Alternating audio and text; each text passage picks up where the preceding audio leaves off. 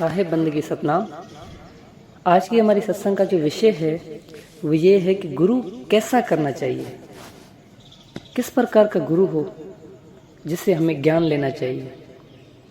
तो सत्संग शुरू करने से पहले मैं निवेदन करूंगा आपसे कि आप सत्संग को शेयर करें, जैसे सभी सत्य का लाभ उठा सकें और सत्य नाम को जीनें, और सत्संग को पूरा सुनें, जैसे आप सारी सत्संग को सही से समझ सकें। तो सत्संग शुरू करते हैं। तो गुरु कैसा करना चाहिए। प्रथम तो मैं आपसे ये कहूँगा कि गुरु क्यों करते हैं हम, उसका कारण क्या है। यानी कि किसी न किसी चीज़ की हमारे पास कमी है, हमारे पास वो नहीं है, उसी कारण की वजह से हम गुरु करते हैं। कोई चीज़ है, ठीक है, उसकी हमारे पास कमी है और उस कमी को पूरा करने के लिए हम गुरु करते हैं। जिस प्रकार अगर किसी के पास विद्या नहीं है तो विद्या के लिए गुरु करता है, ठीक है, और किसके पास ज्ञान नहीं है तो वो ज्ञान के लिए गुरु करता है। सिर्फ ज्ञान, यानी मेरा भी दुनिया में संसार में नाम हो। दूसरा गुरु लोग करते हैं कि भाई मैं सत्य को प्राप्त करूं, यानी मोक्ष को प्राप्त करूं, उस सत्य नाम को चीनूं, आत्मिक ज्ञान हासिल करूं। तो साहेब ने कहा है कि ज्ञान सोई जो आत्म चीने, और ज्ञान कुछ नहीं, चार दिशा का छोड़ आसरा मगन रहे मन में। यानी कि ज्ञान जो है ना वो सिर्फ एक ही है, वो सिर्फ आत्मा का ज्ञान है। हमें सिर्फ ऐसा गुरु चाहिए जो हमें हमारा भेद दे। देखिए, इस संसार में हर चीज़ का भेद हमें किसी न किसी से मिल जाता है। माता पिता, भाई बंधु, विद्या जिससे हम लेते हैं वो गुरु। संसार का तो हमें सारा पता चल जाता है, लेकिन हमें खुद का पता नहीं चलता। इसी कारण से हमें आत्मिक गुरु करना पड़ता है, जैसे हम उस सत्य को जान पाएं, और इसी कारण से हम गुरु करते हैं। तो सवाल ये था कि गुरु करना कैसा चाहिए। तो मैंने तो आपको बता दिया कि गुरु वो है जो हमें हमारा भेद दे कि हम हैं कौन। इसीलिए साहब ने कहा, कहाँ से आए कहाँ जाओगे, और खबर करो अपने तन की, सदगुरु मिले तो भेद बतावे, खोल जावे अंदरगढ़। यानी कि साहब कह रहे हैं कि सिर्फ हमें ऐसा गुरु चाहिए, जो हमें ऐसा सदगुरु चाहिए जो हमें ये ज्ञान दे, जो हमें ये बताए कि हम कहाँ से आए हैं और हमें जाना कहाँ है, जो हमें ये भेद दे देता है। उसी गुरु की हमें खोज करनी चाहिए, और जो हमें हमारा ज्ञान दे।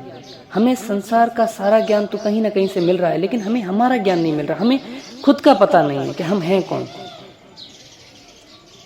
तो खुद को जानना है, खुद को जानने के लिए हमें गुरु करना पड़ता है। खुद को जानने का अर्थ, यानी हम शरीर को तो जानते हैं कि हमारा शरीर 5 तत्व से बना हुआ है, ठीक है, और शरीर का सारा कुछ जो हमें नजर आ रहा है उसका हमें सारा कुछ ज्ञान है। लेकिन आत्मिक ज्ञान, यानी हम सत्य तो ये है कि हम आत्मा हैं, हम जीव आत्मा हैं, और हम ही परमात्मा है। हम आत्मा हैं, हम ही परमात्मा। लेकिन कैसे हम परमात्मा को प्राप्त करेंगे, तो उसके लिए प्रथम हमें आत्मा को जानना पड़ेगा। क्योंकि साहब ने कहा, आत्म चीने परमात्म चीने, संत कहावे सोई, ये भेद काया से बाहर बूझे बिरला कोई। यानी हमें आत्मा को चीनना है, और आत्मा को चीना यानी खुद को चीनना, खुद को प्राप्त करना। हमें ऐसा गुरु करना है जो हमें हमारा ज्ञान दे, हमें हमारा भेद दे कि हम कौन हैं और हम खुद को कैसे प्राप्त कर सकते हैं। तो गुरु कैसा करना चाहिए। तो एक समय क्या हुआ कि एक मनुष्य था जिसको गुरु की खोज थी, यानी वो सत्य को प्राप्त करना चाह रहा था। और वो एक नगर में गया, वहाँ पे एक आश्रम था, वहाँ उस आश्रम में गया। तो उस आश्रम में जैसे वो उस गुरु के पास गया, जो आश्रम को चला रहे थे, तो उस गुरु के पास गया। उस गुरु को कहा कि गुरुजी मुझे ज्ञान चाहिए। तो उस गुरु के पास तो सिर्फ और सिर्फ सत्य का ज्ञान था, और वो सिर्फ खुद को जानता था, और उसका खुद का ही अनुभव था। जो साहब ने कहा कि ज्ञान सोई जो आत्म चीने, यानी वो सिर्फ खुद को ही जानता था।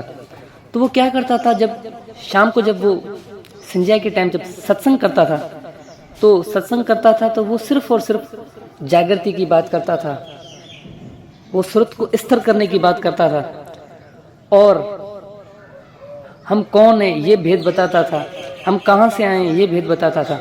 ऐसे ही चंद कुछ ज्ञान थे जो भेद थे, सिर्फ वही बताता था। और आत्मा क्या है, आत्मा को हम कैसे प्राप्त कर सकते हैं, तो ऐसे ही कुछ थोड़े से ज्ञान थे जो डेली बेसिस पर वो बताता रहता था। जब उसने देखा कि इस गुरु के पास तो इतना ज्ञान ही नहीं है, जो ज्ञान लेने आया था मनुष्य, वो जो शिष्य होने आया था, तो उसने देखा कि इस गुरु के पास तो इतना ज्ञान ही नहीं है। तो उसने विचार किया कि मुझे किसी दूसरे आश्रम में जाना चाहिए जिस गुरु के पास बहुत ज्ञान हो। तो जैसे जाने ही वाला था तो उधर एक दूसरे किसी नगर से एक गुरु आ गए, और उस गुरु ने कहा कि आज मैं सत्संग करूंगा आपके पास। तब जब वो सत्संग करने लगे तो सत्संग की, तो उन्होंने कहा कि जब वो बोलने लगे तो वो गीता का सारा कुछ ज्ञान बता रहे थे, चारों वेदों का ज्ञान बता रहे थे, 18 प्राण का ज्ञान बता रहे थे। तो जब सब शास्त्रों का ज्ञान करने लगे, कम से कम 2 घंटे 2.5 घंटे बाद की उन्होंने ज्ञान किया, तो वो जो बंदा था, जो मनुष्य था, वो कहने लगा कि गुरु तो ऐसा होना चाहिए जिसके पास इतना ज्ञान हो। तब वो मन ही मन में विचार कर रहा था कि आज ये गुरु कितना शर्मिंदा हो रहा होगा कि मेरे पास तो कोई ज्ञान ही नहीं है। यानी कि वो वो शिष्य जो है वो खुद ही विचार कर रहा था कि दूसरा जो गुरु था, जिसका आश्रम था, वो उसके बारे में सोच रहा था कि ये आज कितना शर्मिंदा। तब वहां पे बैठे जितने लोग थे, जब उसने ज्ञान किया उस गुरु ने, तो सारे तालियां बजा रहे थे कि आज कितना बढ़िया ज्ञान किया। और उस गुरु को देखा, वो गुरु खामोश बैठा हुआ था, उसने कुछ भी नहीं किया, उसने तालियां भी नहीं बजाई। तो जाके उससे पूछा कि उस गुरु ने पूछा कि आपने मेरे लिए तालियां क्यों नहीं बजाई। तब उसने कहा कि कितना खूब कहा उसने, उस गुरु ने कहा कि मैं 2-2.5 घंटे से तुम्हारे तरफ विचार कर रहा हूँ कि तुम तो ज्ञान कर ही नहीं रहे हो। तो उसने कहा कि ये 2-2.5 घंटे में क्या कर रहा था। तो उसने कहा 2-2.5 घंटे मैं सुन रहा हूँ, तुम तो ज्ञान ही नहीं कर रहे थे। ये तो तुम्हारे मुंह से गीता बोल रही थी, तुम्हारे मुंह से शास्त्र बोल रहे थे, 4 वेद बोल रहे थे, तुम तो नहीं बोल रहे थे, तुम कहाँ थे इधर। यानी ज्ञान, उनके कहने का मकसद ये था कि ज्ञान वो है जो अपना अनुभव है।